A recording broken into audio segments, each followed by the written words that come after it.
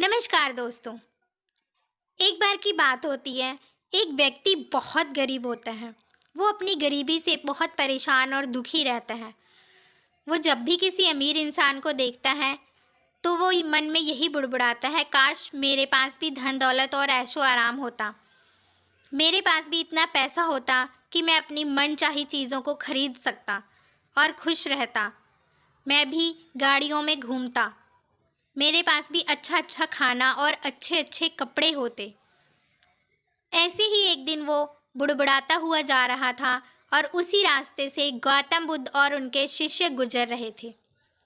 गौतम बुद्ध ने उस व्यक्ति की बातें सुन ली और गौतम बुद्ध वहीं खड़े होकर उस व्यक्ति से पूछने लगे कि क्या हुआ, आप बहुत परेशान दिख रहे हैं, बहुत दुखी दिख रहे हैं। तो उस व्यक्ति ने कहा कि महाराज, क्या बताऊं, मैं अपनी गरीबी से बहुत परेशान हूँ। अपनी गरीबी के कारण मैं हमेशा दुखी रहता हूँ। मेरे पास कुछ भी नहीं है, रहने के लिए घर तक नहीं है। 2 वक्त की रोटी बड़ी मुश्किल से कमाता हूँ और खाता हूँ। तब गौतम बुद्ध उस व्यक्ति की हाथ पकड़कर उसको अपने साथ ले जाते हैं और एक बहुत आलीशान बड़े से महल में ले जाते हैं। उस महल में जाते ही वो व्यक्ति कहता है, इतना अच्छा महल तो मैंने आज तक नहीं देखा। कितना सुंदर महल है, इसमें जो रहते होंगे वो कितने खुश और भाग्यशाली होंगे। उनके पास किसी चीज़ की कोई कमी नहीं है, वो तो बहुत ही खुश होंगे। इतना बड़ा महल है, धन दौलत नौकर चाकर सब कुछ है, उनके पास तो दुनिया का सारा सुख है।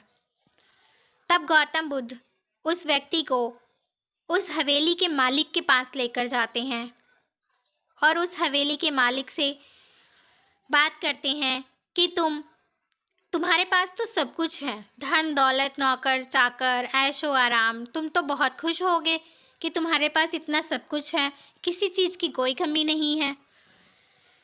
तब वो व्यक्ति कहता है कि इस धन दौलत इस सब से सुख प्राप्त नहीं होता।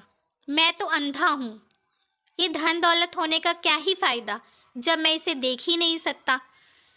ये सब तो व्यर्थ है। धन दौलत से कभी सुख खरीदा नहीं जा सकता। काश कोई ऐसा व्यक्ति मिल जाए जो मेरी सारी धन दौलत ले ले और मुझे आंखें दे दे। तब गौतम बुद्ध उस व्यक्ति की तरफ इशारा करते हुए कहते हैं कि अगर तुम्हें धन दौलत ऐशो आराम और ये राजाओं जैसी हवेली चाहिए तो तुम अपनी आंखें दे दो। तब वो व्यक्ति कहता है, नहीं महाराज नहीं, आंखों के बिना मैं इस धन दौलत का भला क्या ही करूँगा। नहीं, मुझे अपनी आंखें नहीं देनी। फिर गौतम बुद्ध उस व्यक्ति को लेकर वहाँ से चल देते हैं और फिर गौतम बुद्ध उस व्यक्ति को लेकर एक और आलीशान घर में जाते हैं, जो हवेली उससे भी बड़ी और शानदार होती है। वो व्यक्ति उस घर में जाकर कहता है, ये तो उससे भी अच्छा महल है, इसमें रहने वाले तो अवश्य ही सुखी होंगे, उन्हें किसी बात की कोई परेशानी या दुख नहीं होगा। गौतम बुद्ध अंदर जाते हैं और उस हवेली के मालिक से बात करते हैं कि भाई, तुम तो बहुत भाग्यशाली और खुश होगे क्योंकि तुम्हारे पास तो सब कुछ है, अच्छा खासा शरीर है और इतनी धन दौलत है।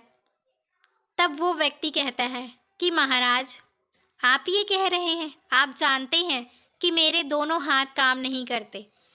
जब मेरे हाथ ही काम नहीं करते तो ये धन दौलत किस काम की। जिस धन दौलत से मैं अपने हाथों को वापस ना ला सकूं, ऐसी धन दौलत व्यर्थ है। काश मेरे पास मेरे हाथ होते, ये धन दौलत ना भी होती तो भी मैं खुश होता। इस धन दौलत का क्या ही फ़ायदा।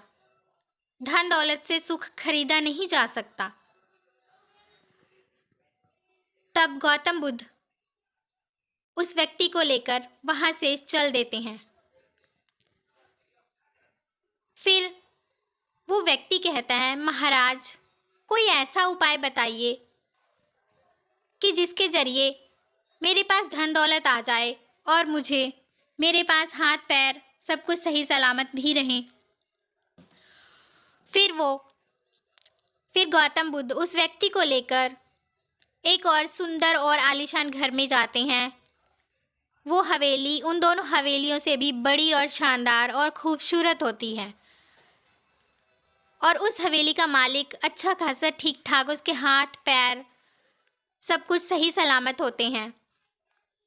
गौतम बुद्ध उनके पास जाते हैं और कहते हैं कि तुम्हारे पास तो सारे सुख हैं, हाथ पैर सब कुछ सही सलामत है, तुम तो बहुत खुश होगे, तुम्हारे पास किसी चीज़ की कोई कमी नहीं है, अच्छा खासा घर बार परिवार सब कुछ है। तब वो व्यक्ति कहता है, इस धन दौलत का क्या ही फायदा जब परिवार का सुख ही नहीं है। मेरी बीवी मुझे छोड़कर किसी और मेरे से भी ज़्यादा दौलतमंद के पास चली गई है। इस धन दौलत का मैं क्या करूं? ये सब मेरे लिए व्यर्थ है, जब मेरे अपने ही मुझे धोखा देकर चले गए। तब गौतम बुद्ध मुस्कुराते हैं और कहते हैं कि उस व्यक्ति की तरफ इशारा करते हैं कि देखो ये है, देख लिया तुमने इनका सुख। फिर वो व्यक्ति कहता है, जिसकी बहुत शानदार हवेली होती है, कि काश मेरी बीवी जिसके साथ गई है वो मुझे मिल जाए तो मैं उसे जान से मार दूं, मेरे मन को तसल्ली मिल जाएगी। फिर गौतम बुद्ध कहते हैं, ऐसा कदम उठाने से पहले तुम एक पुण्य कर लो, हम साधुओं को थोड़ा भोजन करा दो। वो व्यक्ति साधुओं का बड़ा आदर मान सम्मान करता था, इसीलिए वो अपने नौकरों को आदेश देता है और सुंदर भोजन तैयार करवाता है। तब गौतम बुद्ध कहते हैं, खाने के साथ कांच के टुकड़े भी मंगवाना। वो व्यक्ति सुनकर हैरान रह जाता है कि खाने के साथ कांच के टुकड़ों का क्या काम। वो व्यक्ति ऐसे ही करता है, खाने के साथ कांच के टुकड़े भी मंगवा लेता है। जब सभी साधु और वो व्यक्ति खाने पर बैठते हैं तो गौतम बुद्ध कांच के टुकड़े उठाकर उस व्यक्ति के खाने में डाल देते हैं और कहते हैं, खाओ। तब वो व्यक्ति कहते हैं, महाराज मैं ये खाऊंगा तो मैं तो मर जाऊंगा, मुझे तकलीफ होगी, दर्द होएगा। तब गौतम बुद्ध कहते हैं कि जिस चीज़ से तुम्हें तकलीफ या दर्द होगा वो तुम बाहर निकालोगे तभी इस भोजन को खाओगे। कांच के टुकड़े बाहर निकाल दोगे तो तुम्हें तकलीफ और दर्द नहीं होगा, और तुम्हारा खाना खाकर तुम्हारा पेट भी भर जाएगा, मन शांत हो जाएगा। तब वो व्यक्ति कहता है, हाँ। तब गौतम बुद्ध मुस्कुराए और बोले कि यही मैं तुम्हें समझाना चाहता हूँ कि जो तुम्हारे पास है तुम उसमें खुश रहो, जो नहीं है उसके पीछे क्यों भागते हो। तुम्हारी बीवी तुम्हें धोखा देकर गई है, उसने तुम्हें धोखा दिया है, पर तुम्हारी इतनी सुंदर बेटी तुम्हारे पास है, तुम उसके साथ खुश रहो, अपनी बेटी को प्यार करो। तुम्हारे पास तुम्हारी इतनी सुंदर बेटी, धन दौलत, नौकर चाकर सब कुछ है। जो तुम्हारे पास है तुम उसमें खुश रहो, जो तुम्हारे पास नहीं है तुम उसके पीछे क्यों भागते हो। इसीलिए तुम हमेशा परेशान और दुखी रहते हो। अगर खुश रहना है, सुखी रहना है तो हमारे पास जो है उस पर ध्यान दो और उसमें खुश रहो। जो चला गया उसे भूल जाओ, उसके पीछे क्यों पड़े हो कि वो मिल जाए, मैं उसे मार दूं तो मुझे शांति मिलेगी। ऐसा क्यों? अगर उसके पीछे भागते रहोगे तो कभी खुश नहीं रह सकते। और फिर गौतम बुद्ध वहाँ से चल देते हैं। बाहर निकलते ही गौतम बुद्ध कहते हैं उस व्यक्ति से कि तुम्हें कुछ समझ आया? तब वो व्यक्ति कहता है कि महाराज आपके कहने का क्या मतलब है कि मैं गरीबी में ही सारा जीवन बिता दूं, अपनी सारी इच्छाओं को मार दूं, अमीर बनने के सपने को भूल जाऊं? तब गौतम बुद्ध मुस्कुराते हैं और कहते हैं कि मेरे कहने का मतलब ये नहीं कि तुम सब कुछ भूल जाओ, पर तुम्हारे पास जो है तुम उस पर ध्यान देकर खुश रहने की कोशिश करो। तुम्हारे पास अच्छा खासा शरीर है, हाथ पैर आंखें सब कुछ सही सलामत है, तुम उस पर ध्यान दो। तुम उसको भूल जाओ कि मैं गरीब हूँ। तुम वर्तमान में जियो, तुम कर्म करो, अमीर बनने की कोशिश करो, कर्म करो पर फल की इच्छाओं में चिंता मत करो कि मैंने कर्म किया है, इसका फल नहीं मिला, इसका फल नहीं मिला। कर्म करो, उसका फल भविष्य में अवश्य ही मिलेगा। और वर्तमान में जीने की कोशिश करो, तभी तुम खुश रह सकते हो। खुश रहने का मतलब ही यही है कि हमारे पास जो है उसमें हम खुश रहें।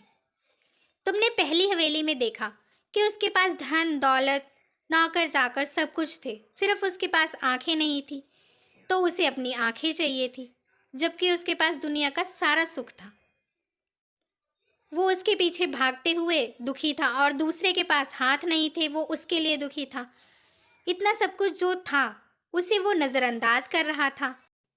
और तीसरे व्यक्ति के पास सब कुछ था, लेकिन उसकी बीवी ने उसे धोखा दिया, उसका ध्यान सिर्फ उसी पे लगा था।